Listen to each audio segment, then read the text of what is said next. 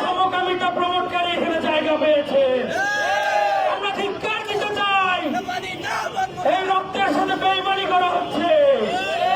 আমাদের আজকে যে এখানে অবস্থান কর্মসূচি, এই অবস্থান কর্মসূচির অন্যতম দাবি হল আমাদের উত্তরবঙ্গ তথা রংপুর এবং আমাদের যে রাজশাহী বিভাগ আছে, এই রংপুর এবং রাজশাহী বিভাগ থেকে কোনো উপদেষ্টা রাখা হয়নি, কিন্তু দেখা যাচ্ছে দক্ষিণবঙ্গের একটি বিভাগ থেকেই